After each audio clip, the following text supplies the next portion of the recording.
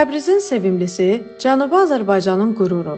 Traktor Futbol Klubu ilk dəfə İran çempionu olub. Bu, təkcə idman uğuru deyil, həm də bir xalqın kimlik nümayişidir. Traktor klubu ilə bağlı ən maraqlı fakt, onun İranın futbol tarixində ən çox azarkeşi olan klub sayılmasıdır. 1970-ci ildə Traktor zavodunun nəzdində yaradılan klub illərlə mübarizə apararaq nəhayət zirvəyə çatdı. Klub öz adını onun rəsmi sponsoru olan Təbrizin traktor istehsal edən zavodunun adından götürüb. İngiliscə traktor sözünə Təbrizlilər öz ləhcələrində tirəxtor və ya traktor deyirlər. Bu səbəbdən də azarkeşlər öz sevimli komandalarını məhz Təbriz ləhcəsi ilə alqışlayırlar.